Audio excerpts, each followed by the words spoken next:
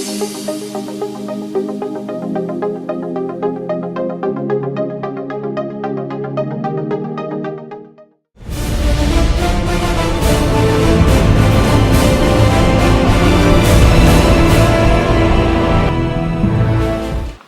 now we are about to hear words from our chief guest, Mr. Anura Siriwardana, who is the Secretary of the Ministry of Industry and Commerce of the Government of Sri Lanka.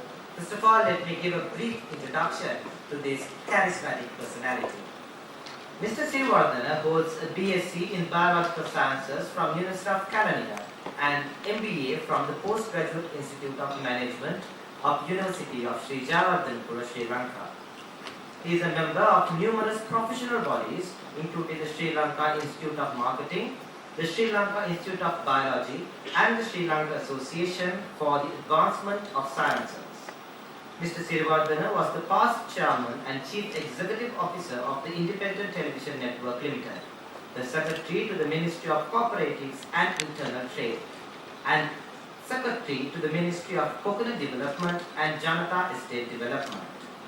He currently functions as the secretary of the Industry and Commerce of the Government of Sri Lanka. Mr. Siriwardana is a Platinum Honour Awardee of the Postgraduate Institute of Management Alumni Association for his outstanding performance in the field of management. Ladies and gentlemen, please give a big hand for our chief guest, Mr. Anura Siriwardana.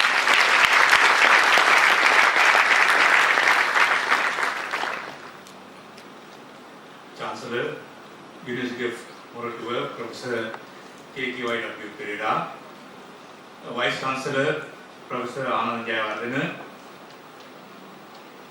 academics, industrialists, students, distinguished invitees, ladies and gentlemen. Good evening. It is with much pleasure and enthusiasm that I am participating in the Expos Forum 2013 today. I consider myself fortunate to be able to witness the fruits of the efforts a short while ago. Creativity and innovation of the students of the prestigious University of Moratuwa that has made an immense contribution to the technological advancement of this country. Sri Lanka is a country blessed in many ways. It is endowed with favorable geographical and climatic conditions, a beautiful environment and high biodiversity, and an abundance of natural resources. Nonetheless, we all agree that our most valuable assets are the human resources of this country for innovation and skillfulness, and our inherent qualities embedded in the people of Sri Lanka, which are amply manifested by the ancient constructions of the country, especially the irrigation system. However, as a result of being subjected to the colonial rule for several centuries, and due to the 30-year-long war against terrorism that prevailed in the country, Sri Lanka could not reap the full benefits of human capital. Ladies and gentlemen, now at a time when the country is re-establishing herself after overcoming its biggest challenge, we all have a great task ahead of us, is to recapture the missed opportunities and to keep pace with the other emerging economies of the world. Hence, I need not elaborate on the importance of technology and research in our efforts to achieve these objectives, for it is only through the enhancement of knowledge and skills that we could reap the full potential of the other resources of this country. Ladies and gentlemen, universities are better known in Sri Lanka as the co-generators and disseminators of knowledge, which makes a significant contribution to the development of the country through human capital development. But it must be noted that unlike many technologically advanced countries such as China, Malaysia, Japan, Korea and USA, the role of the universities in Sri Lanka is not adequately, I'm not saying not adequately geared as research centers catering to the industrial sector of the country. There may be some arguments on the other hand, but let me explain. Hence, I must commend the University of Moratuwa for the measures taken to step out of the conventional frame of the university system of Sri Lanka to link up with the industrial sector, as the Vice Chancellor already mentioned a few minutes back, in a mutual beneficial way by establishing common centers such as the Facilitation Center for Advanced Electronic Design and Diane Mall Facilitation Center, etc. The success stories of global giants in technology will shed light upon the path that you should take from this point forward. In countries such as Korea, Japan and USA, it is well-known fact that the industries are eagerly awaiting the innovations of the universities to use the same in product and process development and to commercialize. Similarly, the graduates of these universities, the countries which I mentioned, the graduates of these universities are welcome with open arms to the industries since their skills, knowledge and creativity have been well established. In these countries, there are constant and stable linkages between the universities and industries that have made a significant contribution in creating a knowledge-based economy. So that's a need for us also, because we are in fact at a time that we should take a turn around, and this is some turning point for us also. At present, the usage of high technology in Sri Lanka is not at all satisfactory, with the high-tech exports contributing to only 1.5% of the total exports from Sri Lanka, while the contribution of high-tech exports of Malaysia is 43%, Korea and China is around 26%, USA is 18%, and Japan is around 17%, according to the World Bank data. Ladies and gentlemen, that there are 3,357 products in our export basket at the moment. But I'd like to say only a handful of products in the high-tech category. So at the moment our export income is only 10 billion US dollars. We are aiming at 20 billion US dollars in 2020. So to achieve that target, definitely your contribution is much needed. Hence, not only the University of Moratuwa, but also the other universities and research institutions of the country have to redefine their role as technology developers of the country and contribute in a massive way to create a knowledge-based economy. Under the Unstoppable Sri Lanka 2020 public investment strategy under the Mahinda Chintana Vision for the Future, presented by Chief President Mahinda Rajapaksa, it is envisaged to build a culture of innovation and research and to enhance knowledge and skills for excellence, to encourage high-tech industries with a view to increase the high-tech value-added exports to 10% by the year 2015 from the current level of 1.5%. Accordingly, several measures have been taken by the government to promote R&D activities in the country, including amendments to the tax laws, research grants to university staff, in addition to the reduction of income tax of researchers.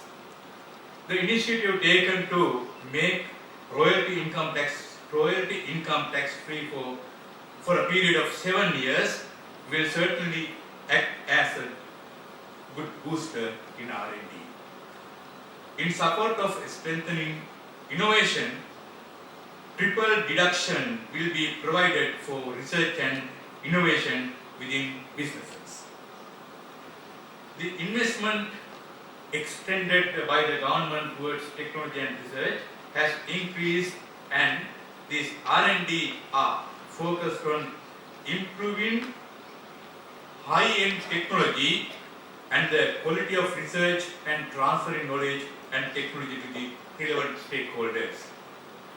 Ladies and gentlemen.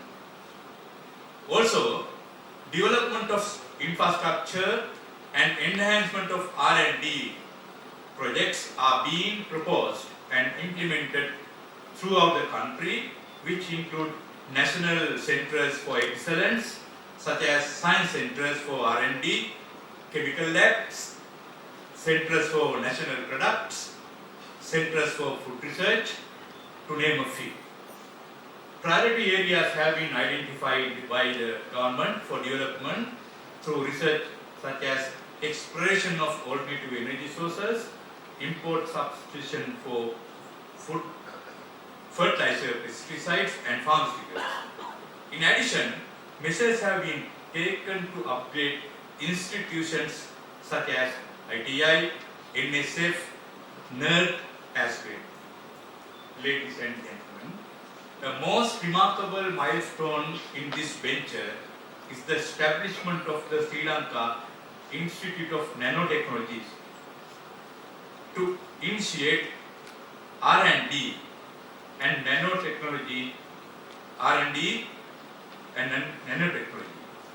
The nanotechnology park will facilitate product development through a collaborative innovation process where a park will be mapped from research to development and to commercialization. The introduction of the technology stream to the advanced level and beyond is also a significant measure taken by the government in this regard. With all the support of the government in place, it is the researchers such as you who should now take the lead role in strengthening your relations with the industrial sector to carry out more demand-based R&D activities focused towards achieving the development perspectives of the country. It is you, the academia, who have the great task before you to instill the knowledge and skills in the young and enthusiastic youth that I see before me, to place them on par with the graduates of developed countries. You have already shown your talents. I am very happy that I was very much delighted in seeing your talents. And I would also like to make a kind request to the students here who have made us so proud today to remain at home and serve your mother country that has done so much for you. I make this request because of the growing brain drain from Sri Lanka, experience and wisdom. I know that you won't go out. Finally, while commending you for your achievements, I would like to request you all who have the necessary skills and capabilities to take this country towards new frontiers in a great leap forward in technology development and make Sri Lanka a global name in knowledge and high technology. I can remember Professor Ananda Jayawardena when he was delivering his speech, he just mentioned whether the Ministry of Industry and Commerce will help in future. Yes, Professor, we will give the maximum support to the university, and we also get money from the treasury. In addition, I would rather say we get the industry support more and more, because that as the Secretary of the Line Ministry, I am working with the industry very closely. So we can talk to the industry and we can liaise that your research activities, and I came to know there are so many products that you will have already produced by now.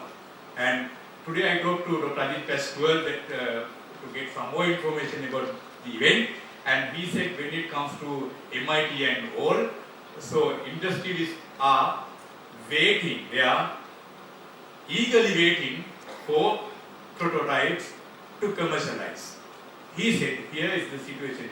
Situation is bit different, but I know in time to come, our industrialists also will come to your gates, and they will also wait for you to come up with new innovations and prototypes. I know that for sure, because I think today I can see so many industrialists are here, so they will definitely support your endeavor and your exercise. So with all that, I wish you success in your all future endeavors. Thank you very much.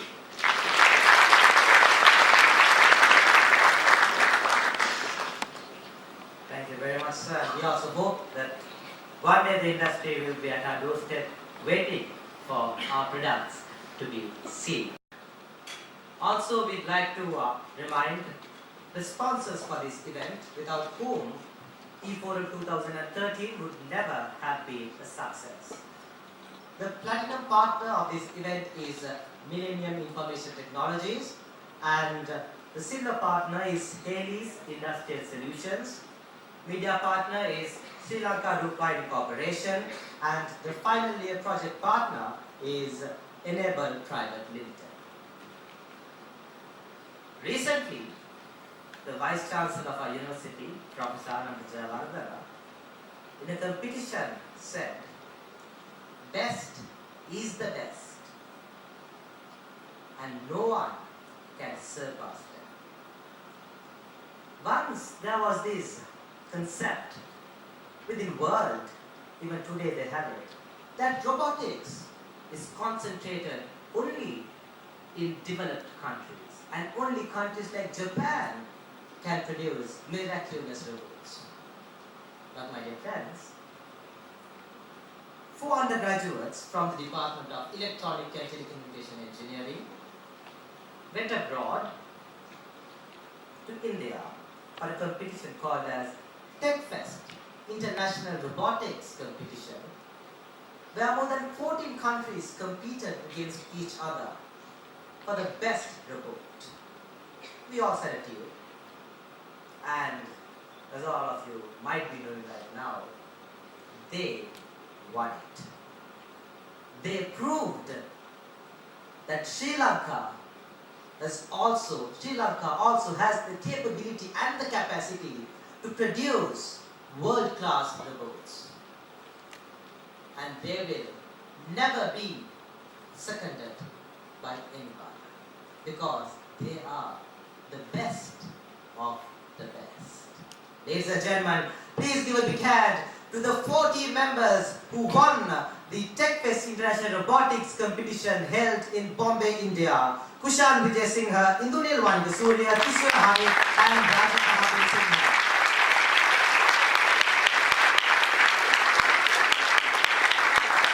Can I please have the members on this floor? Could you please come forward?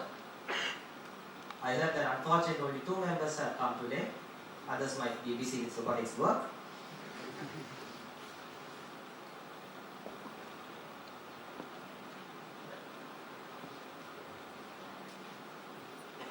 And in the meantime, time, we'd like to warmly welcome the Deputy Vice Chancellor of our University, Professor R.A. Athalage, for this event as well. Please come forward. Yes, we must see you.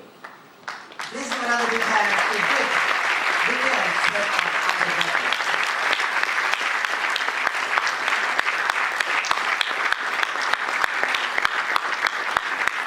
In recognition of their achievements, the department is ready to present them a token of appreciation. So to present it, I'd like to kindly invite the Chancellor of the University of Moratuwa, Vidya Jyoti, Professor K.K.Y.W. Pereira, who will be escorted by Professor Rohan Munasinghe.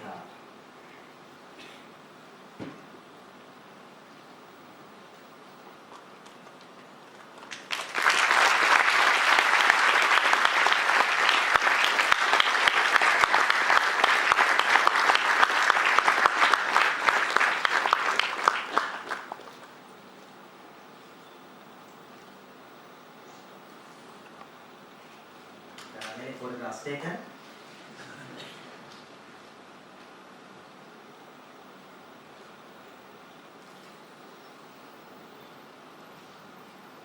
Yes, you should come close together so you can take clear photograph.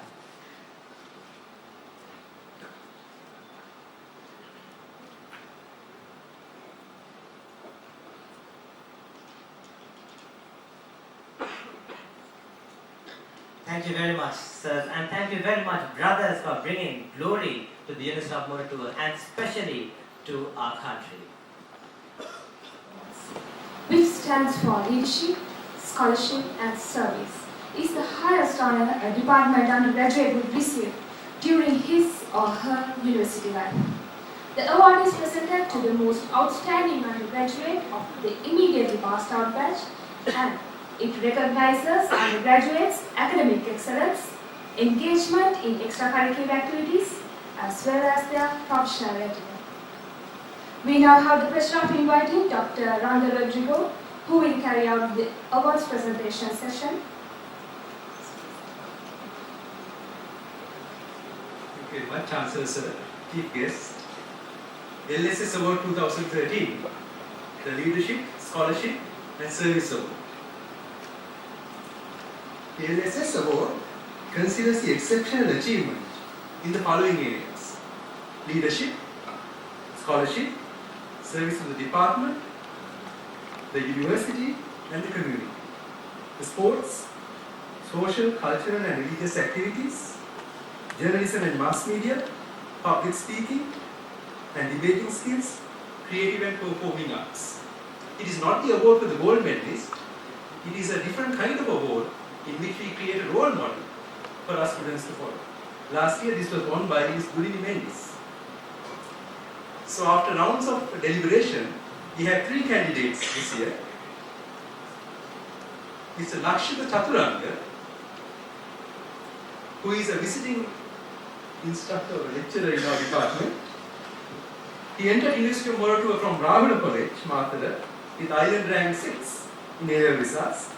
He obtained first class honours with a GPA of 3.86, and he was the E-Club president, like Thanvi is tonight. He was the president of the mathematics club. Among his many achievements were announcing and so on. A great achiever.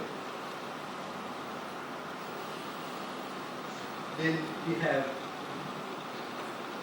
Sandeep Edirisinghe. He works as a network engineer at Dialog Axeta PLC. Entered University of Moratuwa from Richmond College, Gaul.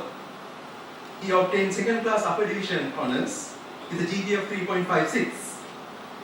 He is a television presenter at Sri Lanka Rupawahini Corporation and he presents Malima there. He was a committee member of E-Club and has many community service projects run by him.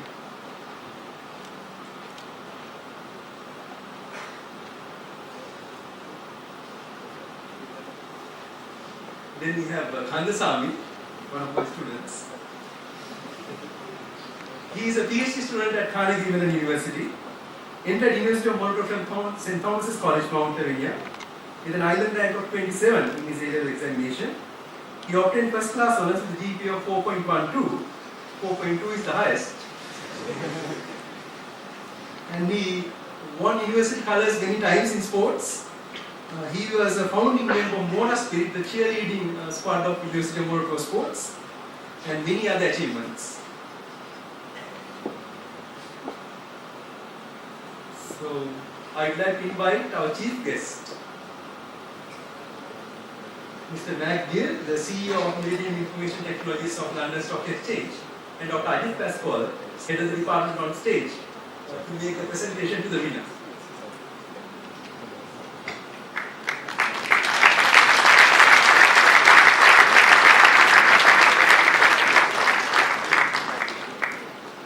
Actually, winner takes precedence, so winner takes it all, so please stay on stage.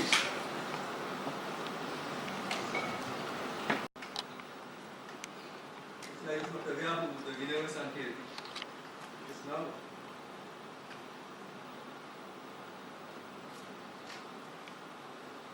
The winner is Sandeep Edirasin.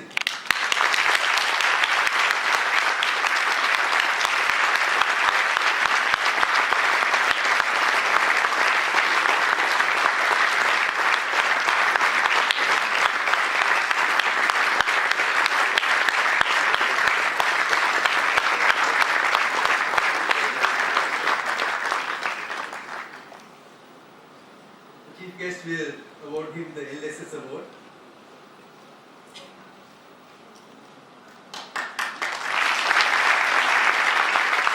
I'd like to invite Rashida Thakur here to close the intro of the class, please. I sincerely thank the parents who accompanied them tonight. So Lakshit is a great achiever himself, and Kandasamy also.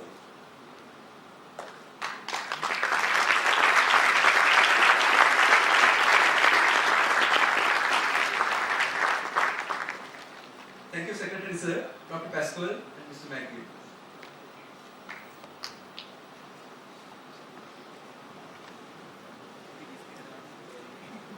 Thank you very much, sir. It is our pride to have eminent functionaries as our guests for the evening. We humbly acknowledge their presence here, for being kind enough to participate in this evening, committing their precious time. And hence, to acknowledge their presence, I would like to kindly invite the President of the club, Mr. Carlo Ricari, Secretary Ms. Indya Senaratna, and Treasurer Mr. Niranda Pereira to present tokens of gratitude for our guests this evening.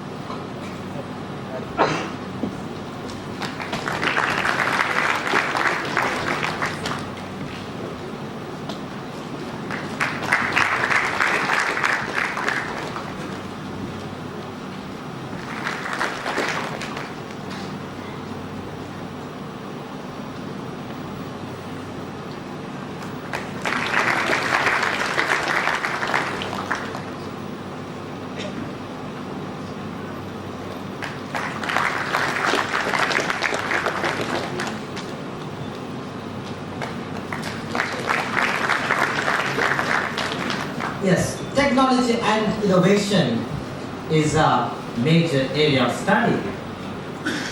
But in the University of Mortua, we always value the importance of aesthetics. As you've seen an organ, a guitar, and a drum, you would have been wondering why are they here for. And now, yes, we are ready for the first entertainment item, which will be an English song sung and played by the undergraduates of the Department of Electronic and Telecommunication Engineering. Please give a big hand to this well-advised.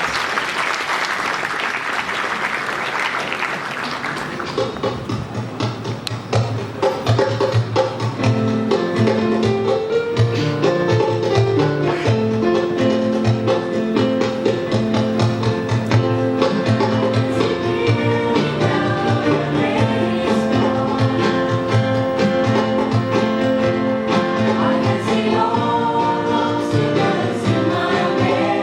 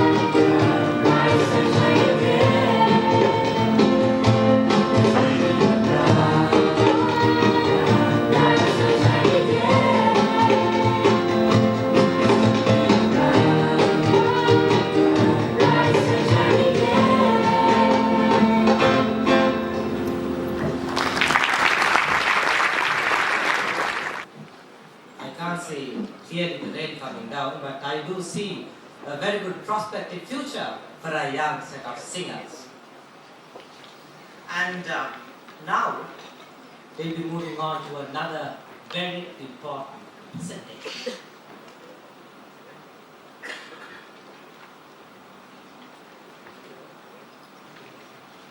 Expo's Forum 2013 would not be a success without its sponsors. Our platinum partner for the event is Millennium IT, one of the largest IT companies in Sri Lanka. We are privileged to have here with us today Mr. McGill, the CEO of Millennium IT. McGill has been in the financial technology industry since 1994, working for one of the largest global vendors of financial market software, SunGard. He started in the derivatives software business and later became president of SunGard Technology Services, where he launched and developed SunGard software development and client services operations in Asia, scaling the business to 3,000 employees. Later, he headed the company's global consulting business, managing over 1,000 consultants worldwide, before being selected to manage SunGard's overall technology strategy. He was chosen as a member of the Young Global Leaders and affiliate of the World Economic Forum, and is a board member of the International Association for Quantitative Finance, or as well known IAQF. He holds a BA from the University of British Columbia and a master's from Yale University. McGill succeeded Millennium IT founder Tony Weerasinghe as CEO in May 2013.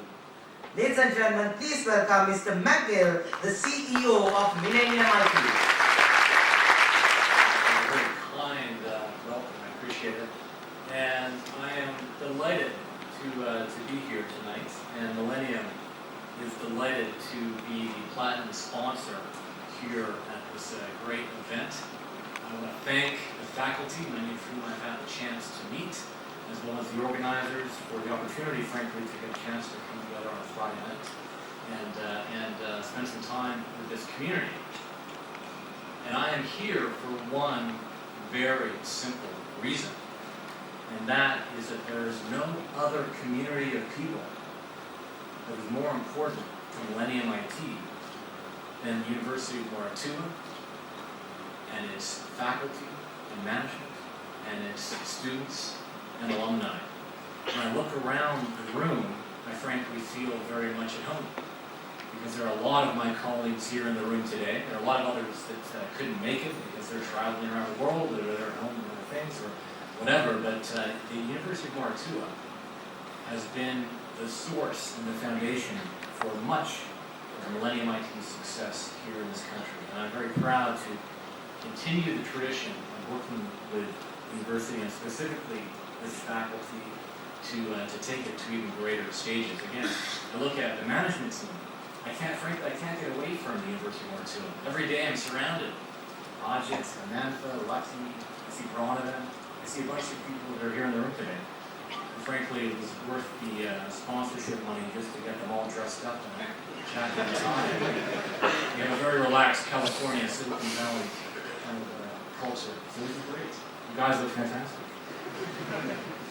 So let me take the opportunity to give you a very quick update. I know the evening's getting on and dinner's ahead, so I'll give you just a very quick update on Millennium IT. Because frankly, when I go around the community here in Colombo and Sri Lanka, I feel that many people don't really know the full story of what's been going on in the last couple of years. Everybody knows about the acquisition by the London Stock Exchange. That was the big news, but that was 4 years ago, coming up to 5 years ago. And what we've done since then has been continue to scale up the business. We've had hundreds of employees here in our Malabay campus and our Colombo offices. And we've continued to invest in R&D and development. So we are investing to push the envelope in things like FPGA hardware acceleration, machine learning and artificial intelligence, NFC communication. The list goes on and on. I can say quite proudly and frankly very credibly that Millennium IT is one of the global leaders in our space. We go head to head every day in the market around the world with technologists from New York, Chicago, Stockholm, London, California, and frankly, we win more than not. And we are doing all that R&D here in Millennium IT. And that's something that we feel very proud of, and frankly, our association with the community here is something, I mean, back to earlier comments, I think it's something that we really have a fantastic story that proves that Sri Lanka, supported by this great institution here, and its faculty and staff and alumni and students, has everything it takes to be a global leader in product development. And I think that the ecosystem that we're creating here as a community, as a culture, and as an industry is something that's only going to go from strength to strength. Certainly we have fantastic growth plans and high aspirations. We've just recently been winning business all over the world. We just closed a very large deal for us for Singapore Exchange, SGX, take over a lot of their processing. We're announcing a major win at the Toronto Stock Exchange, where we'll be doing our entire front end. As a Canadian, I'm very proud that today, pretty much every stock that's traded in the country goes through Millennium. 40% of every European trade goes through Millennium. Hong Kong, Malaysia, South Africa, Argentina, a lot of business in the States. All of these transactions are going through software developed here within, between Malabay and Colombo. That's something we're very proud of. And we're in a business, frankly, that matters. I think right now financial services is a little bit misunderstood since the crisis. But what we do is we provide support, we support market infrastructure, where you have IPOs, where you have trading and investment, and that drives real investment in the real economy and it creates real jobs. And frankly, I missed out a very important list of that client. We actually, of course, also run the CSE just down the road, which is something we're also very proud of. So, a lot going on in terms of R&D, a lot going on in terms of market development. So a message I would be remiss if I didn't use this platform to put out the message that we are continuing to grow and we're continuing to look for the best talent in the country. And that's both with the students that are currently there, but also, frankly, with the alumni. If we are looking for the best talent in the country, so come talk to us. Let's have a conversation and let's see if it makes sense what's going on. So again, appreciate the opportunity to be here. It's exciting. This is, for me personally, it's been another step forward in my relationship with this institution, and we very much appreciate the chance to be here. Thank you very much. Hope you have a great rest of the evening. Thank you.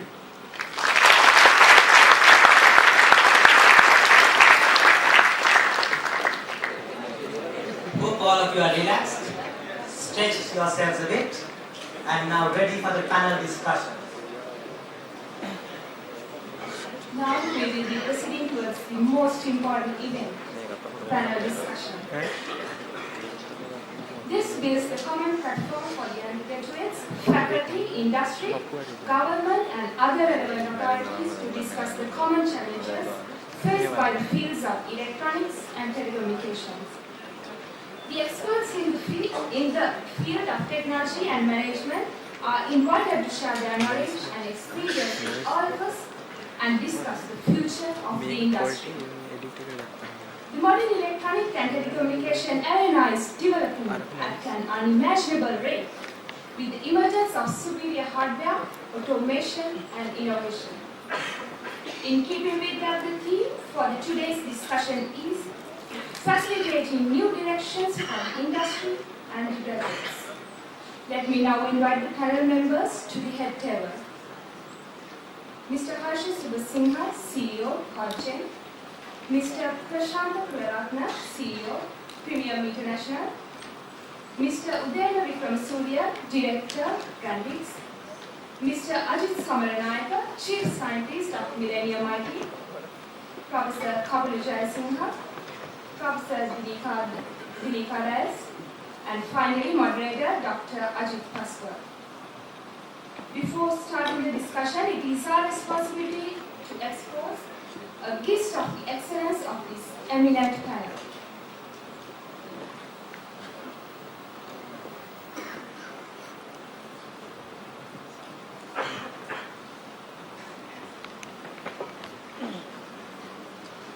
Okay, since everything is ready, let me now give a brief introduction into this eminent panel, First of all, let's start with Dr. Harsha Sursingh.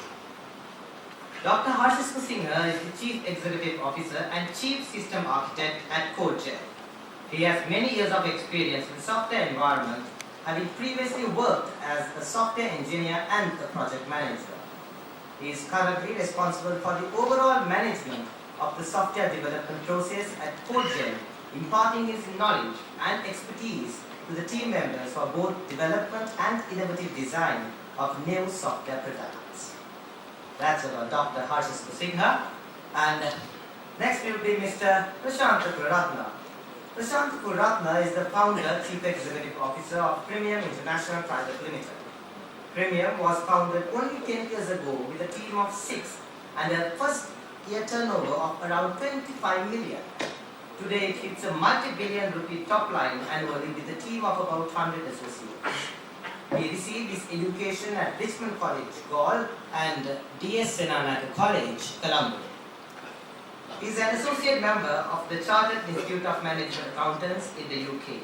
Obtained his MBA from the PIM of University of Sri Jagadhara. He is presently reading for his doctorate from the Graduate School of Management, Open University of Malaysia. His enterprise mainly consists of healthcare and industrial engineering solutions. Then, Mr. Udena Vikramasuriya. Udena Vikramasuriya is the director in charge of Brandix Intimate Apparel and Brandix Essentials. He brings to Brandix extensive experience in the apparel industry with focus on strategy, business turnaround, and building strong performance culture and teams, both locally and internationally. Prior to joining the apparel industry, Mr. Vikramasuriya worked in FMCG industry with Unilever Ceylon Limited and the banking industry with NDB and held managerial position in supply chain, operation, finance, information technology and human resources. He holds an MBA from University of Sri Jagadhara, Sri Lanka and is a fellow of the Chartered Institute of Management Accountants, UK. Mr. Ajit Samarnaika. Ajit Samarnaika serves as the Chief Scientist of Millennium Information Technologies Private Limited. Before joining Millennium, Mr. Samarnaika worked at General Electric in the UK. He has considerable experience in developing and deploying depository and trading systems for capital markets and in serving billing systems. He serves as Executive Director of Millennium Information Technologies. Mr. Samarnaika has a BSc in Electronic Engineering and an MSc in Optical Communications from the University of Glasgow, UK. Then, Professor Kapila Jayasinghe is the Senior Professor of the Department of Electronic and Telecommunication Engineering. He completed his undergraduate studies at the University of Mortuvar and obtained his Master's and PhD at Netherlands. He works with the Engineering Design Center of the University of Mortuvar and has resulted in many collaborative activities. Finally, Professor Mrs. Dilika Das. She completed her undergraduate studies at the University of Mortuvar and her postgraduate studies at the University of California. She was formerly the Dean at the Faculty of Information Technologies. Her research areas lie in telecommunication. She is currently the Director at Dialog University of Mortuvar Mobile Communications Research Lab. Ladies and gentlemen, I'm sure all of you have got an insight into the realities of this eminent panel. And the moderator of the day will be Dr. Ajit Paswar. Distinguished guests and the dignitaries, the floor is yours. Thank you very much. Actually, by this time we are supposed to be over. So let's try to limit this discussion to about 40 minutes maximum. As already been aware, like the theme for this discussion is strategic directions for the industry and for our graduates. And we have chosen the theme considering the fact that I mentioned in my earlier speech that we do get very high quality intake, but there is an issue with respect to the potential opportunities for them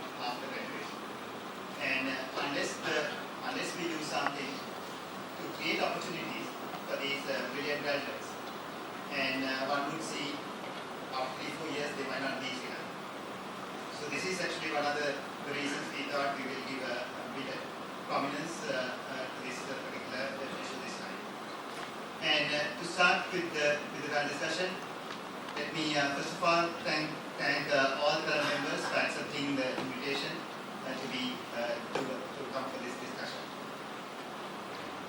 So I'll initially give, when you say facilitating new direction for the industry, obviously we're talking about not only the local industry but the industry that can export to the outside. And let me start with the bit of statistics. It's based on export data for 2012 figures. And breakdown of export figures goes like this. Agricultural export 2.25 billion, fisheries 205 million, industrial 7.3 billion, communication, computer IT 477 million, petroleum product 463 million. That is what our exports are breakdown. And the Secretary Minister of Industry is here. I think he must be very proud because the industrial sector captures about 70% of the export market. When we go into the inside of the industry, you will see textile and garment industry dominating. And that is 3.65 billion for 2012. I'm sure they might be having only figures for 2030, probably better figures. And diamond jewelry is 359 million. And all of the manufacturers put together 2.3 billion. And one final thing to highlight, electrical machinery all put together 257 million. So that actually tells you roughly a picture about where we stand with respect to our industry as such. With that, let me ask Uday. The garment industry, in fact, the biggest export revenue generator for this country as one point entity and probably more of that particular area. Now, it's generally a human-centered industry, a more labor-intensive industry. What makes Brandix to look at the automation? Particularly, the recruitment of labor is getting harder, and the cost of people actually also going higher. And other than that, are there any other reasons why Brandix is seriously looking at automation as such? Can you please Thank you, Dr. Pascal. I'll start with a completely different industry. In 1910, Ford developed that famous Model T. But today, other than for a collector, you wouldn't find anybody driving around in a Model T. But the shirt that most of us men wear is the same shirt that your father wore and probably what your grandfather wore. It has a placard and the same set of buttons. So that really sums up our industry. Nothing has almost changed. And that's not just in the product, it is true in the way the product is manufactured. We have material sciences, we have process technology, we have embedded technologies, but nothing really has changed in the industry. And most of the machinery made for this industry are made by Japanese companies. Eggs, anything like that, which is actually a perishable product that gets discounted like clothing. But thanks to technology, we believe that this is changing, and we believe we are really at the cusp of a major revolution happening in our industry.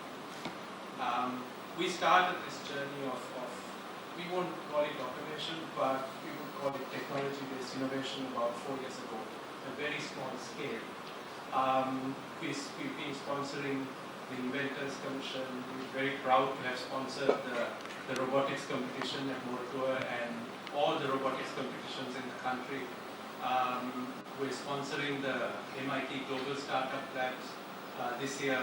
And one of our newest really initiatives is it's a combination between an incubator and an accelerator called Disrupt Unlimited. The purpose is we're inviting the public, to invite you guys like you to come and actually disrupt our business model. Now, where most technologies fail is in the commercialization process. We're saying let's work together, we'll do the commercialization part. We'll fund, we'll incubate, we'll fund, we'll go to market together. And we're saying come and disrupt our business model.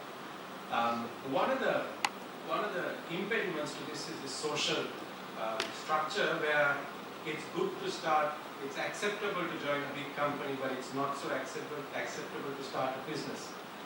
So the way we plan to overcome that is we're saying, if you start a company in our industry, and if you successfully fail, and we believe there is something called successfully failing, we'll actually give you a job. So we're trying to cover that social pressure of starting your own company. I'll give you one example. We're a Sri Lankan-based company. A few years ago, we went to India. And one of the biggest innovations we did was we innovated a supply chain model, which is today actually one of the fastest in the world, the fastest and desired model, though we don't talk about it. And it was modeled on the instant concept of noodles. How fast can you really cook noodles? So we said, how fast can you get product in the store? And in a 5-year period, we've become India's largest underwear exporter in a very short period in a country as big as India. And that's really the power of innovation. So this is why we're getting into technology-based innovation. And Sri Lanka has the highest per capita apparel exports in the world, higher than China. And therefore we believe on this basis, we can actually be the Silicon Valley of apparel. And that's what we're driving. We want to be in the forefront of making Sri Lanka the Silicon Valley of apparel. And technology input, engineering input becomes the real center, the crux of it.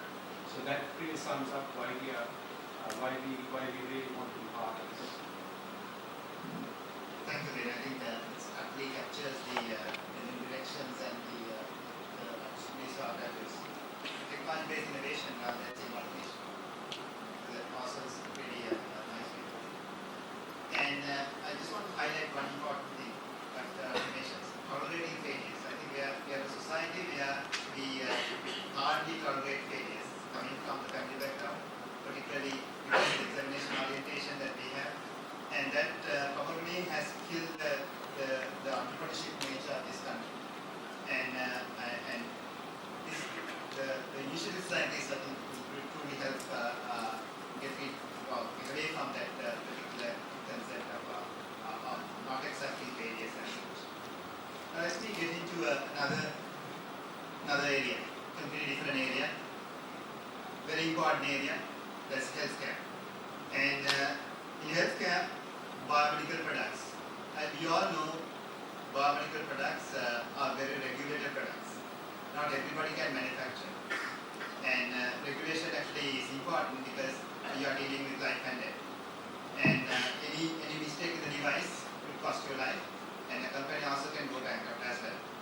Now, in that type of environment, in the type of the biomedical environment regulated in industry, there was one company who actually taken the risk and started investing on developing biomedical product. Can I ask Prashant why? What makes you decide to go in that risky path, and what makes you trust the investor in partnering? Dr. Ajit, that's I think the first and foremost we see, being in the industry for about 10 years plus, we see the feasibility and the opportunity in the market in Sri Lanka if you look at both the government and the private sector. And also we see a vacuum that in spite of the heavy expenditure that the government is making, there are lots of substandard quality of equipment that are available in the country, which are all imports. And going by the intellectual capacity and also the competence available in our professionals, starting from engineers, doctors, various type of clinicians, and finance,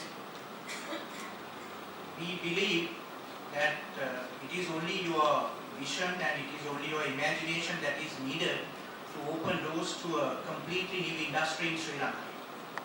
And I am very happy actually sitting down there when listening to Prof. Zananda as well as to you, to learn that for the first time in the country, in 2014, University of Morotai is going to introduce a specialty in biomedical engineering as a subject or as a stream, I believe.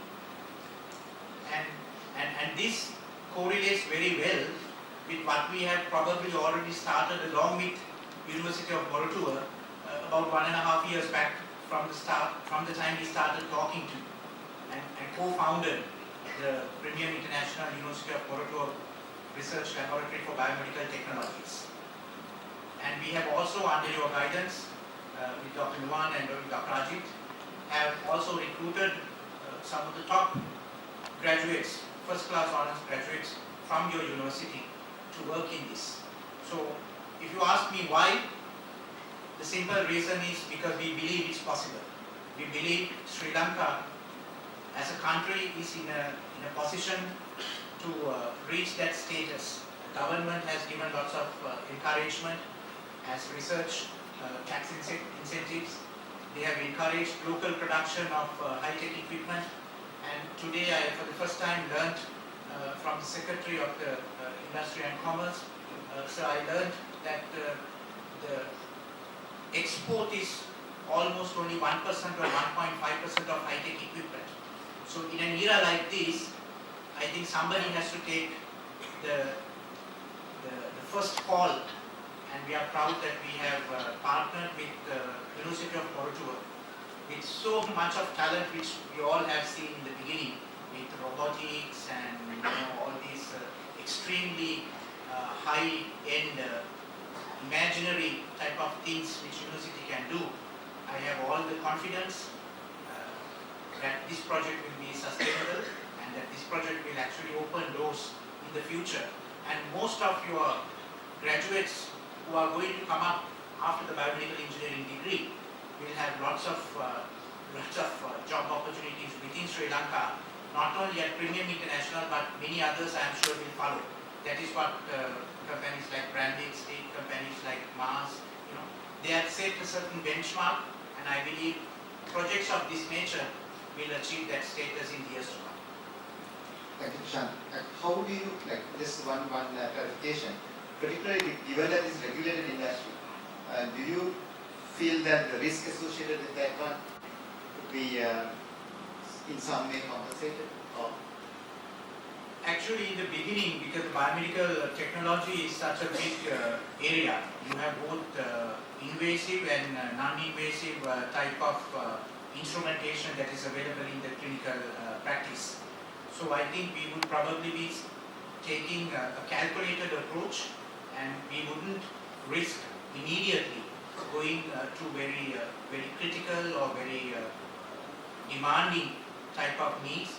But over time, objective is to go to that regulated area, and we have also heavily invested not only in the instrumentation and the facility infrastructure, as Dr. Ajit is aware.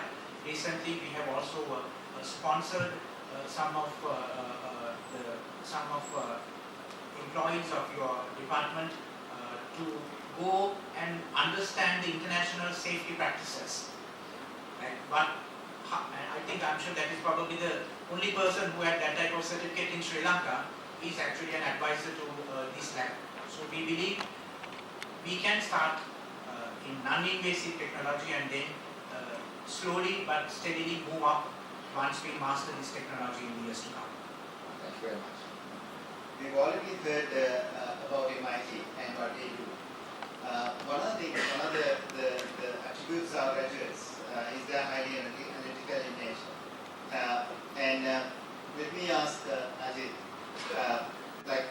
MIT has already started deploying hardware accelerator systems, and being a primarily software company, software probably in a different league, with very niche industry, what sort of opportunities are there for electronics graduates? Let me answer that briefly. MIT really is a very knowledge-intensive company. We have competence areas in high-performance software development, hardware development, and I guess overall system management, integration, and services. Certainly on the software side, we keep our products very competitive. We meet very demanding availability requirements. We meet very demanding performance requirements. Just to give you some idea, numerically, our systems have an end-to-end latency of about 50 microseconds now. That is, if we get a message in, we respond to it in 50 microseconds. So now, that's a very, very quick response time for pure software system to do. So to develop, design, deploy, and maintain that kind of system needs a lot of out-of-the-box thinking.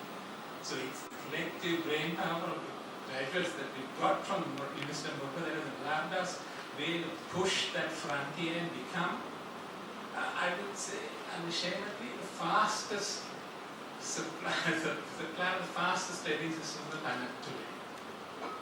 So not be content with simply giving a 50 microsecond latency system, which is software based. We started this new initiative of augmenting that performance and trying to reduce that, pull back that latency by using hardware acceleration. So the hardware acceleration team also is staffed solely by graduates of the University of Toronto. I mean, the hardware acceleration effort that we run is about 3 years old. And today we have one deployed site that generates market data using hardware acceleration. So what hardware acceleration allows us to do is it allows us to scale our systems from handling, say, 10,000 messages a second, a step jump to be able to hit, say, 1 million messages a second. So that's a gigantic jump. It's a lot of effort. It's an effort in a different area that we are new to, but it's certainly worth it because we have a few order of magnitudes improvement in sheer performance. So you may ask, with these large numbers, who's buying this stuff? Well, our clients mainly are the big stock exchanges, and we hope in the future to sell, again, all export business to the big banks and financial institutions. Just to give you an idea of what the demand is like, I mean, if I can profile one of these large clients, last month talking to a client called UBS, which is the Union Bank of Switzerland. I mean, these chaps will pay a huge premium to get the fast product on the market. I mean, UBS has 16,000 in-house software development staff. They have an IT budget of $7 billion a year. That's just one company. So those are the kind of clients that are asking us, give us the fastest systems that you have so that we can perform better in the market.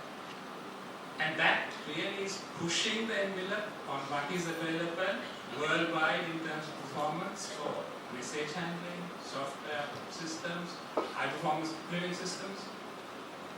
And I believe there'll always be a demand for chaps who are ahead of the curve, pushing leading edge technology. Thank you. Overall, what's the potential for that for Sri Lanka? I mean, MIT definitely I see the potential. If you look at it from a more broad perspective, from Sri Lanka perspective, do you think that it is opening up opportunities as well? I think certainly on the hardware acceleration side, yes, we are servicing a very niche sector which is specialized vertically financial markets, but once the technology base is established, I mean, there's a huge broad base where the skills can be deployed on that. If there's anybody interested in lowering the cost of their product or making it faster, certainly there can be potential, but individual initiative has to come in to exploit the potential. Thank you very much. Before I move on to Harsha, I want to give again another round of statistics. Some revenue figures for some of the electronic companies. I always do that in lectures sometimes. Apple Incorporated, you say 171 billion. Your head spins when you hear the numbers. Samsung Electronics, $180 billion per year. Sony, 72 billion. That's electronic companies primarily. And you look at the software companies, 78 billion. Oracle, 37 billion. Google, 50 billion now. Now, let me make a bit of controversial statement. So, with this says that electronics could have much higher potential than software to generate export revenue to the country. Given that there are a lot of software companies here, might not be agreeing with me. Harsha, what do you think? I certainly agree with you. That's actually, I do agree with you. I think that's. So what can we do? like can Sri Lanka get into this market? Because these companies that I just mentioned, the revenue figures. By the way, for comparison, Sri Lanka GDP is $50 billion. You can say Apple is 3 times, more than 3 times. Samsung is close to 4 times. And for us too, these are all consumer electronic companies. And it's a segment that is extremely difficult to get in because it's highly volatile, because it depends on consumer preferences. And can we get this into space, this particular space? And if we want to do that, anything particular that we need to focus in? Right. I think consumer electronics today, the market is about $300 billion, depending on which sector you're talking about. On the consumer electronics, one of the things that I'm kind of a gadget fan, so I don't know gadgets. So every day I pass by an airport to any country, I look for what is the next gadget. So one of the things that I recently seen is like there's a little company called Marlin. I've been monitoring every single time I pass Dubai. So every day, every single month I pass by Dubai airport, they say something new, something new, something new. So whatever it is, they will sell something for about $40, $50, $60, so I tend to buy one. So I get a lot of junk of electronics. But just the keywords you have. So now, the consumer electronics is definitely it's possible in Sri Lanka because if you build robots and we build as you see in your presentation, we can build robots, we can build UAVs, of course we build fast systems. So we have more than capable of doing that. So there are some problems with the consumer electronics. Consumer electronics, one of the problems I've seen is like if you are going to develop something in the gaming industry, so then the person who's going to develop that and you need to have a storyboard. In order to develop the storyboard, there should be people who has the knowledge on developing storyboards. One of the problems that I always have is if you have never played games, so how do you going to design a storyboard? So my sister always had problems with her son because he is non-stop playing games. So he's having so much of problems. Yeah, I said like, why don't you let him play? But he'll get a better job by designing storyboards and designing games than trying to pass the A-level and go and get a degree.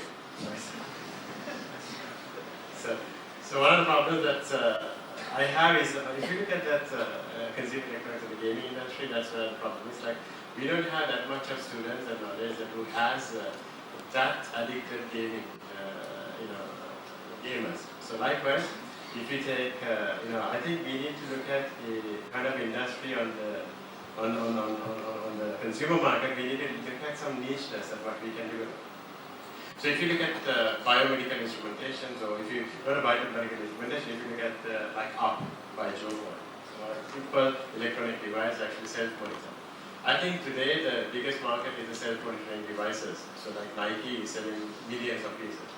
So Jovon is selling millions of pieces as well.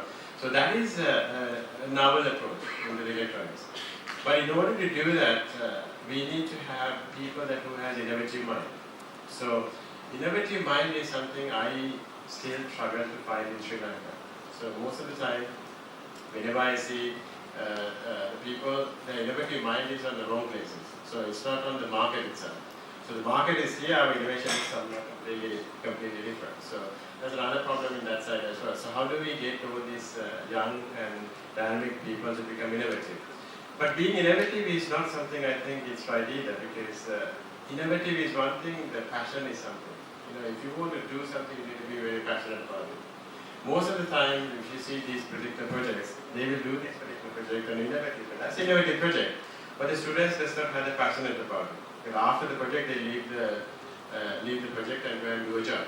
So they don't want to carry on doing that particular project. If you are passionate about it, they will stop and say, I don't want to stop this particular development. I just want to carry on this development. Because I'm so passionate about this. I rarely find people in Sri Lanka who are passionate about doing something. So I don't know how we can develop passion in this country. And be passionate about. So that's being and creating passionate in this country is extremely important. Yeah, last thing I also see, I think sometimes in the innovation, whenever you reach 23, 24, 25, it's probably they are too old now, right? I see more innovation when they're about 16, 15, 16, 17, 18. I did a case study you've got some students who are like finished O-levels, some students who finish A-levels and they get a degree, and then you've got students who do placement studies, and also the students who actually did after the degrees. But most of the time you see that the O-level student has more hunger to learn something and do something differently than the A-level guy. And then the A-level guy has little less, but the degree guy has little more less. Likewise, and because after the degree they lose that as well. But what happened in Sri Lanka today, the last bit we had, in Sri Lanka is that at the moment, I think Secretary was also mentioning that most of the guys have a tradition. Traditionally, you do a degree and then you get a job. And you work in an industry for about 3 years. And then here we go that we apply for Australia. And then, of course, in my words, part of Australia. Right? So that's kind of weird fashion. But if you want to stop that, I think we need to stop Facebook in this country. Completely ban that. You know why?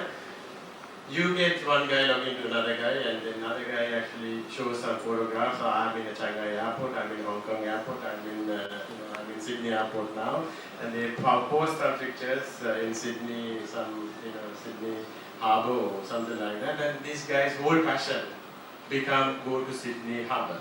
Right? They completely forgot about this electronic industry and their passion about creating this game or the joke or something like that. So their passion becomes Sydney Harbour and Shanghai airport. Right? So if you don't stop that, I think if you stop all that thing and then make all these guys to become very passionate from the day one, I think we can become one of the leading solution providers in the consumer market. Thank you, Harshit. So let's use the Facebook probably to create passion about electronics rather than Sydney Harbour, right? Okay, let me get to the academic perspective of these directions. Delegate as madam, we have missed many revolutions. Electronics first and then IT. Are we going to miss the next revolution, which is being touted as Internet of Things? Can you please elaborate? Is there a way that we can actually benefit from this one, and at least we can catch the bus this time?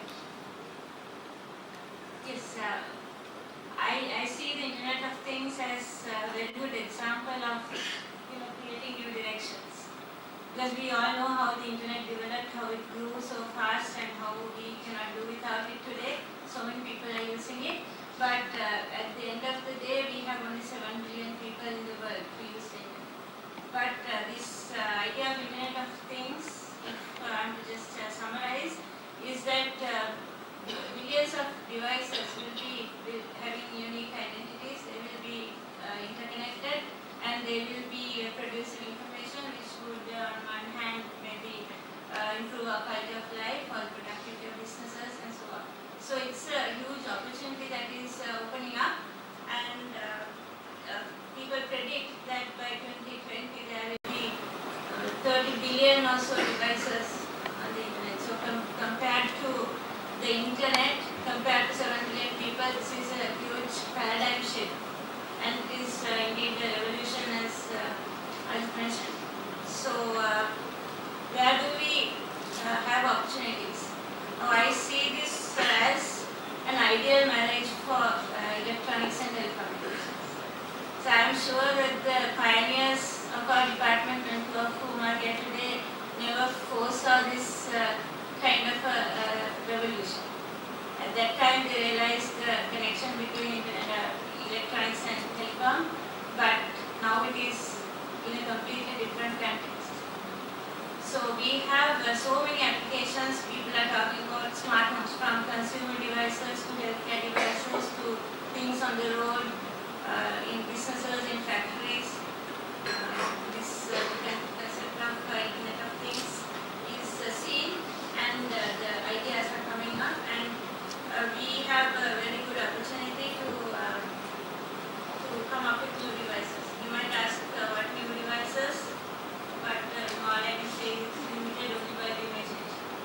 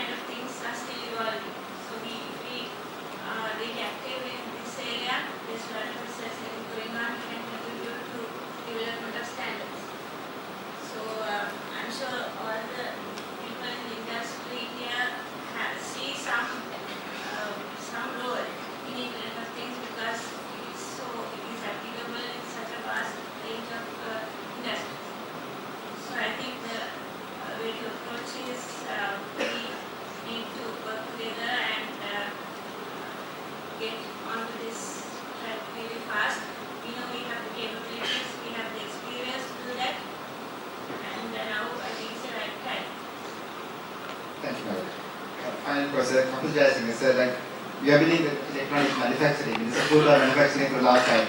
Most of the discussion here is about products and some about systems. When it comes to products, we have to look at manufacturing very seriously.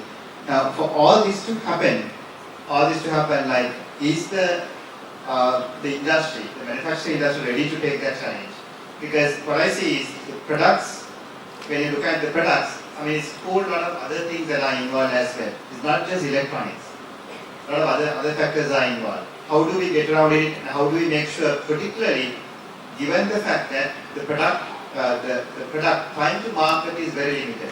So one would say 6 months. Some products, some would say idea, you need the product in 3 months. Can we do that in Sri Lanka?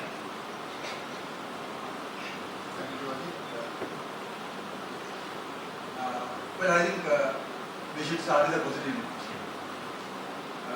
We should not make assumptions that this and this and this. I think electronics have changed the world. Look around you. How many new things have come up in the world because of electronics? So, if you think in that positive note, I think definitely electronics will change up this time. But I think we can achieve a good economic development. Yeah, it will be okay. Basic needs of people will have that, and fulfilling the higher needs of people and basic needs. And of course, if you do it properly, I think it can create a good wealth distribution as well. I think one important thing is manufacturing industry. Okay. When you think of manufacturing, well, of course, you need a design. So we don't have that many designers right now. And that is one big problem right now. We cannot employ this person. And well, some people say, okay, we can design here and get it manufactured in China as well.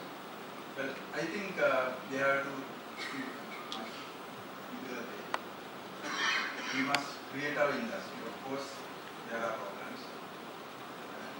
Now, if you think, well, a lot of designers who are involved in this industry say, okay, there is no place to get a printer circuit board manufactured. Well, of course, that's true. But I think printer circuit boards industry will evolve if there are many manufacturers. Right? So then, well, of course, some people are saying, okay, the raw material is expensive.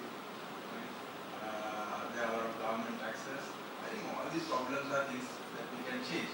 I think it's very good the secretary is present with us. I think you can bring this message to the government and see the importance of the manufacturing industry, because the world has changed because of electronics. We can change Sri Lanka by electronics if you take in a positive manner and do that. And well, of course, labor is also another problem, right? Because as a labor cost, some people are saying. So I think we have to do this also in a positive.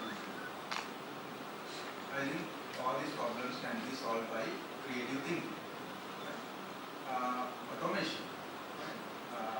With some level knowledge, not complete automation. If you think in that way, we can definitely make Sri Lanka a place for electronic industry and achieve the economic prosperity we are looking for. And I think for that, I feel we as academics has to play a role, and you as the industry also has to play a role. We need a good industry to train good designers such that the industry can benefit, right? So in fact, we have to create more engineers. I think the government has felt that need, and recently in engineering has the Vice Chancellor also proposing to increase the intake. I think I'm really supporting that, because I think we need more engineers. Of course, there will be problems, right? And we are thinking of creating new streams like innovation engineering, because these are emerging fields coming up. Right? Not only the electronic industry, all other industries can benefit. So I think that kind of positive attitude, I think we can do this. With that note, can I open the floor to the audience from the industry as well as the students to throw a few questions at the panelists about the same, the main theme. Dr. Pascal, could I make just one comment, just to summarize some of the thoughts that I heard? I think we should stop looking at opportunities not as industries, but as where the opportunities exist. For example, if you look at, without looking at, say, the washing machine industry and the detergent industry and the clothing industry, if one comes up with a solution of clothing of material that does not have to be washed, your market opportunities, you destroy the detergent industry globally, you destroy the washing machine industry globally, and you destroy part of the clothing manufacturing industry globally. And that's an opportunity that is not existent today. If you look at healthcare and clothing coming together, there is someone who's actually developed thermochromic fabric which changes color based on the level of air pollution. It actually has, it shows a pair of lungs which looks polluted based on how it senses, so again embedded stuff.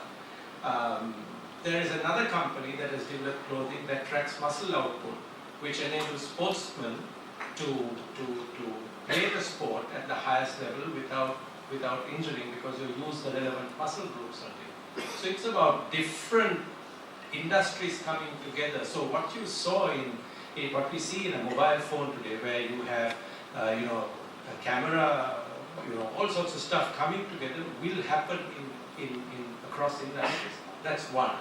Now, if you look at the last example I said about the clothing that tracks muscle output, it was developed by a Sri Lankan living overseas. We have large number of examples of Sri Lankans who have actually innovated living overseas. So what stops Sri Lankans living in Sri Lanka being innovative? It's the same Sri Lankans who studied in these universities who go overseas and innovate. And I think, personally, I think it's purely the environment, and that's why we really passionately believe in this phrase, successfully fail. I think an example that all of us will understand is the 96 World Cup winning team, where Jayasuriya and Kavitanna were given the license to successfully fail, right? And I think that's what we need in industry today, the license to successfully fail. That's just a thought summarizing, all the things I heard. Thank you. Any views or questions from the audience?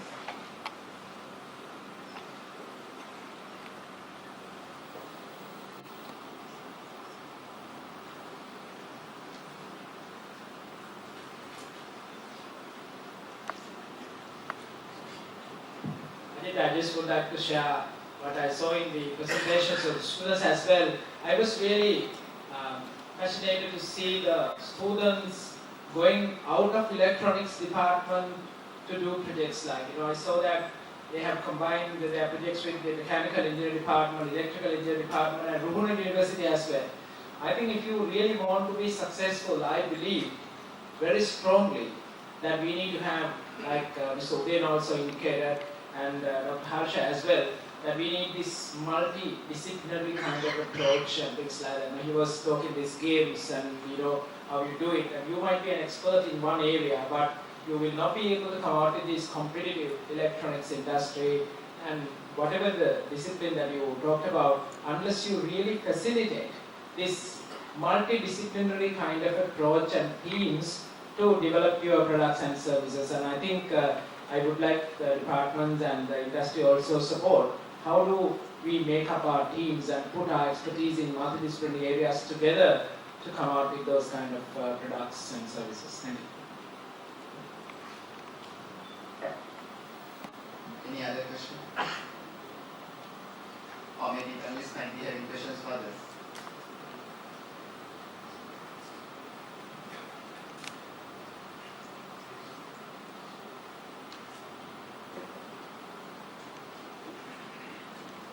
Actually, it's not really a question for you guys. If you don't mind, actually it's a suggestion to the secretary. I'm a retired mechanical engineer who is 45 years past my innovation Best to use by date, according to Harsha.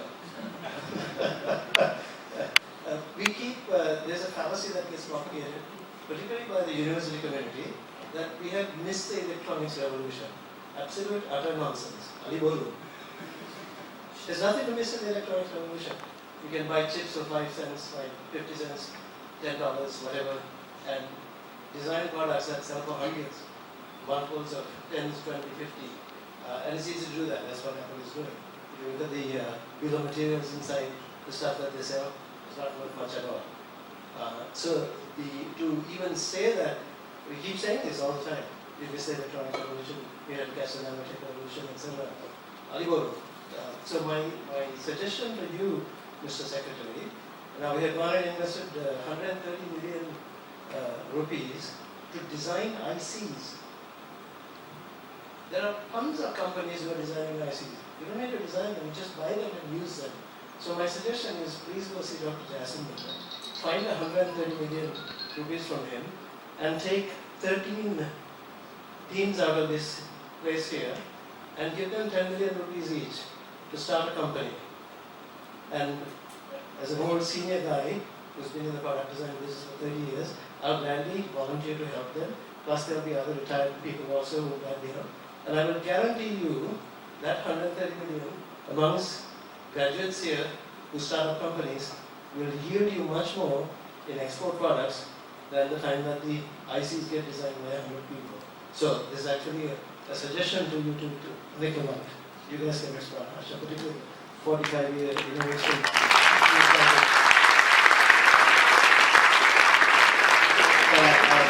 Can I respond to that first? Like, I think the question is basically where do you put the money? And obviously money is being put to places where proposals are written. Right? So I think first one is like we need to create a passion for whatever we do. If I have to actually summarize some of the thoughts there, I would pick two things. One is being passionate about what you do, and how do you create that passion? And if you are passionate about product development, electronics, or whatever, I think the end result would be a good thing. And the second one is the creating, how to create that passion. Like what Harsha said, can we use Facebook to basically, rather than stopping, create a passion about electronics? So that is creating a passion through different means, through the technology available. One last thing was summarized before the others answer Tilak, is this particular concept of tolerating failures. I think the Brandeis has taken the initiative. If we can change the mindset of this non-tolerating of failures, you put it in different, successfully failing. The same thing, I mean, something that our families actually teach us, don't fail. So obviously, it is not something that we can suddenly change when we come to the university. I think there are initiatives towards that extent. I think we have, as you correctly said, we are not really missing revolutions as such. We can. But it's all about being passionate and creating a critical mass around it. So somebody has to put the effort and do that. So we can talk about it. Everybody can talk about it. But if you don't put the effort and do it, no one will do it. Responding to that. Just one comment on passion. If you read through the literature available on the web on Y Combinator, which is one of the most successful incubators in the valley, the guys who run Y Combinator say, we look at first of all people who come to us to solve a problem that they have faced and they have been desperate about. They say don't go and solve a problem that society faces. You solve a problem that you have faced. And I think as a nation, Israel probably is a classic example. 7 million people, 50 or 60 companies, IT companies listed in the NASDAQ, $4 billion export. And in a sense, it's a nation in desperation because they have to do that. They have no other choice. So if you take the comfort level out, that will drive, that will make you innovate around a problem that you face. So don't go to solve, all the problems that society faces, solve a problem that you face in your day-to-day life. And that's how, children of people who've had blind parents, or parents who've had children who've had difficulty in some form, go solve problems that they never thought they could. So it's about what is really closest to you, and that's where passion comes from. So that and its linkage to solutions maybe one answer, just a thought.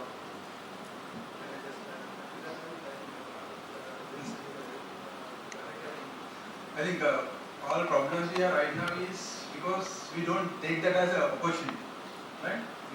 When we face a problem, we don't try to solve it. We don't take it a negative way and just right. I think whereas in all developed countries they have taken the problems as opportunities. I think we should teach our students take problems as opportunities. In interest of time, maybe one or two.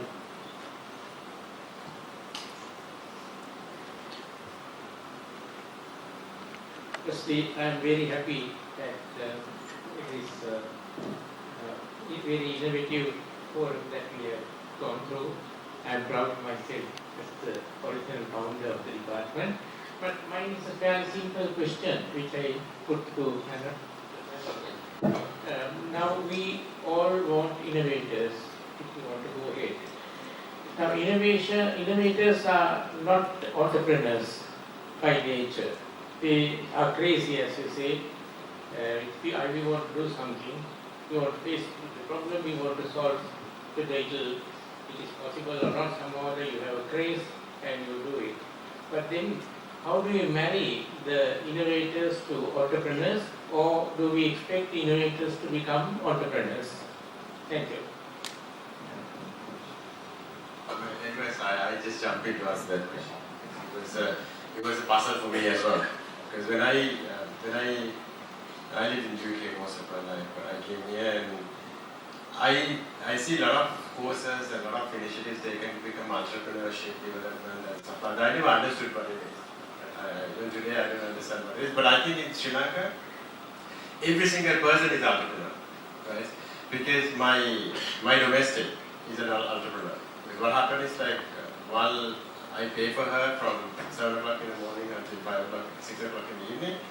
When I'm not there, she disappears to somebody else and try to do another job.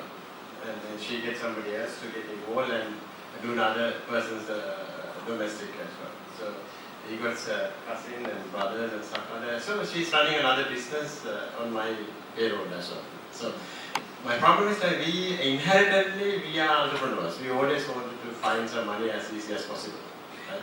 But the problem that we don't have is the innovation part. I think if you are an innovative person, if you look at any of the large companies, even say Steve Jobs, Apple, Google, or even anybody, even Cogen as well. Once you innovate and when you have a product, that product is superior to anybody else, and then automatically start selling.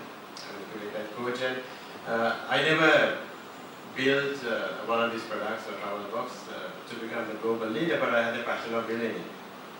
So when I was building it, I didn't have money, but later stage the money started coming in, right? So then suddenly I realized I'm an entrepreneur. I didn't realize something then, but it was a passion that created to become an entrepreneur. But if you look at most of the large companies, if you look at Google is they never started to do Google as entrepreneurship development and to become Google, but they did Google as a passion, and then they suddenly become multi-billionaires. The same thing happened with the Facebook guy. And same thing happened with Apple. And Steve Jobs is an unbelievable passionate developer, passionate inventor. And I think he never worked on. He actually is one of the icons I always see that because he developed 3 billion-dollar companies, 3 of them in a span of about 25-30 years. He's an amazing guy.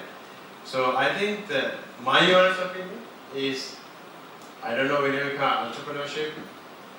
Is not something can be developed. I think it's inside you, and the innovation is something that you can enhance and start thinking of doing something differently and be innovative, and then you automatically become an entrepreneur. So that's my opinion in this particular industry. I think all of us are entrepreneurs. I think think we have to stop in 2-3 minutes. Yeah. So Next waiting. I think the problem is, I think they don't get enough money. So we must have some mechanism. I think the gentleman proposed a good mechanism. I think government must come in and help these entrepreneurs, right? Industries must come in and help these entrepreneurs. So I think then we have a very good economic. I take one last discussion point on entrepreneurship because I myself as an entrepreneur and my study on doctoral studies is also on entrepreneurship. With all due respect to what is just discussed, I believe, Professor Pera, the concept of innovation and entrepreneurship is pretty much linked. And also, I don't really believe that every one of us is an entrepreneur, unfortunately. Because that is actually the problem why we as a nation or as Sri Lanka, we have not prospered considering the amount of talent and the competence as a nation and as individuals that we have. So entrepreneurship unfortunately is missing and lacking in Sri Lanka due to probably various reasons. And we have very few entrepreneurs in Sri Lanka. And the other fact is, as an entrepreneur, if you want to be successful, you have to be an innovator. It doesn't necessarily mean that you have to be a techie or you have to be a complete visionary to come out with a new product. But the level of service, the process improvement, the product characteristics that you would like to offer are all embedded in the entrepreneurship. And for you to be a successful entrepreneur, obviously you need to have that innovation mind. Because entrepreneurs are also linked to risk taking. So risk taking is you are taking a decision which you probably have not taken before, or you are taking or stepping into an area where nobody had done before. So this is again something that you are looking at from a different perspective. So that Professor Pera, the concept of innovation, in my opinion, is pretty much linked to entrepreneurship. And if we have that innovation skill, definitely in the years to come, I think we can go a long way. Thank you very much. Let me thank all the panelists, Mr. Ganesh Surya from Bandix, Mr. Prashant Puratna from Premium International, Ajit Samanayakar from MIT, Harsh Subasinghe from CodeGen, and the staff members from the department. Thank you very much for enlightening us on many aspects. And I think if not for time, we should have easily gone for another 2 hours. But let's give them a round of applause for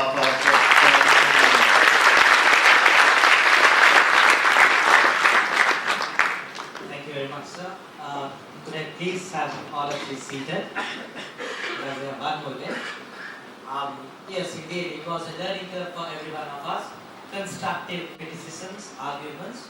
We as undergraduates learned a lot, especially how to discuss. It's very interesting. And yes, so we do highly value the presence of this eminent panel. So we at the Tea Club are ready to present the tokens of appreciation for all these members who participated in this panel discussion. And to present the tokens, let me kindly invite the head of the Department of Electronic and Telecommunication Engineering, Dr. Ajit Castro.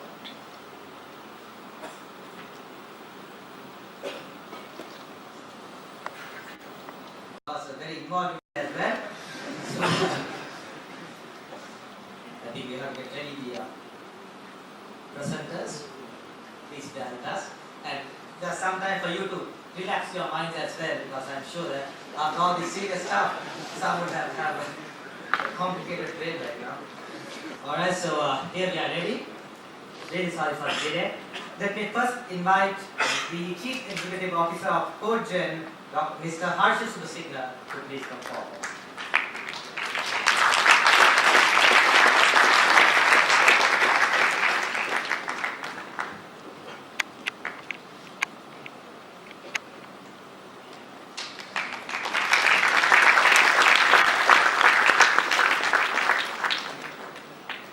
Thank you very much. And next,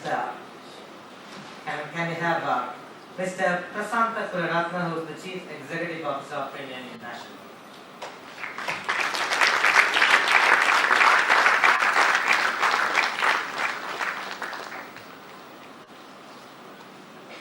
Mr. Udena Vikramasuriya, Director of Brandix.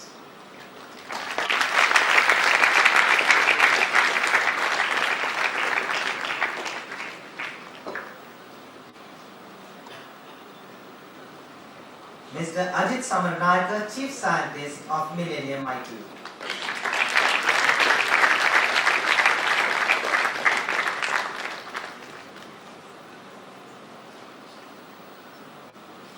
Professor Kapila Jayasinghe.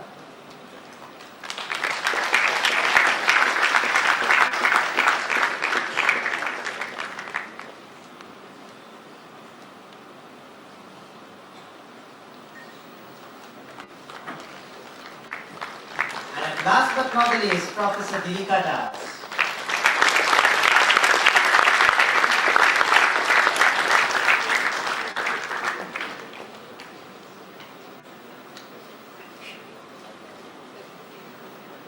Thank you very much, Dr. Ajit Pascal, as well, for moderating this very fine panel discussion. And now we'll be moving on to the conclusion of this event.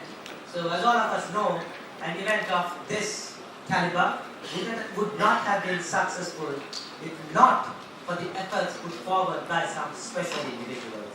Let me now have the pleasure of inviting the Secretary of the E-Club, Ms. Vindhyasani Ratna, to deliver the vote of thanks.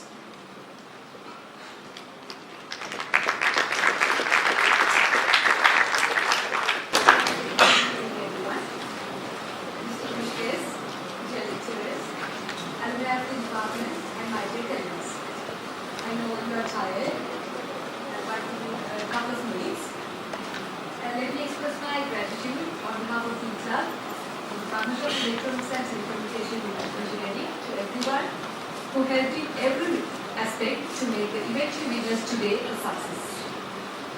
We were honoured by the presence of our chief guest, Mr. Amit Sirivardhana, Secretary to the Ministry of Industry and Commerce. Thank you, sir, for your very inspiring words, and thank you for being here with us today. Vidyajyoti Professor K.K. Vajrav Pereira, our Chancellor, the first head of our department, the guest of honor today. Sir, we are very happy and proud that you are here with us today to see the present status of the department you fostered. I wish to express my gratitude to our Vice Chancellor, Professor A.K. Vajrav, for being with us here. Sir, your valuable words and thoughts are encouraging. We are very grateful to Professor R.A. Athalage, Deputy Vice Chancellor, and Professor Vijay Kusweber, Dean, Faculty of Engineering, for gracing the occasion. The panel discussion. The foremost event of the eForum 2013 was indeed a session that facilitated the new directions for the industry and for the department. The discussion was made lively and interesting by Mr. Udena Vikramasuriya, Director at Brandix, Mr. Prashant Kularatna, CEO of Premium International, Mr. Ajit Samarnaika, Chief Scientist at Millennium IT, and Dr. Harsha Singh, CEO of Colchair from the industry, and Dr. Kapila Jayasinghe and Professor Dilika Das from our department. Sir and ma'am, on behalf of the E-Club, a big thank you all. Dr. Ajit Pascal, Head of the Department of Electronics and Telecommunication Engineering, not only moderated the panel discussion, he also moderated the whole event by providing advice and assistance throughout the journey. We are most grateful to you, sir. Thank you for being a guiding light to us. I wish to convey our sincere gratitude to Professor Mrs. I.J. Dayavansa, the patron of the E-Club, for her continuous supervision.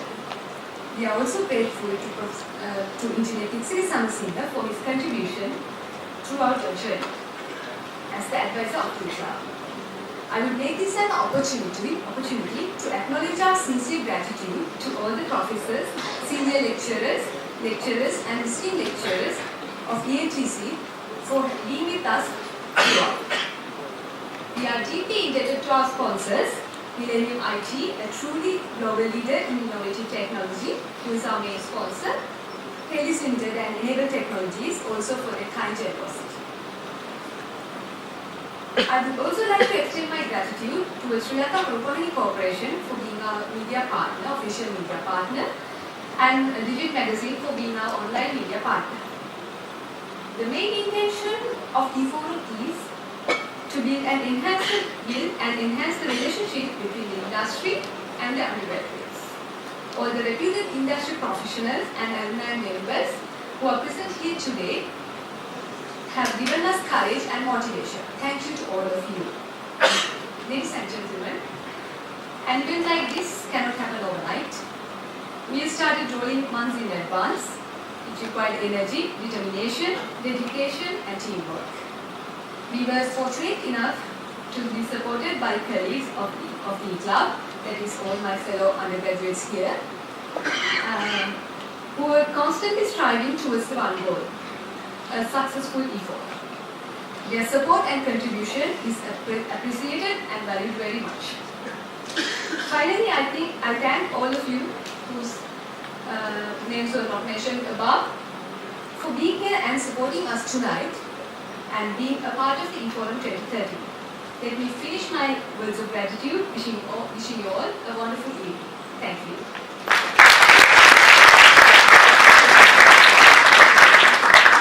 Thank you very much. Hope all of you had a knowledgeable evening, learned a lot, gave a lot. Once again, thank you very much for all of you. Good night and have a safe journey home. Thank you.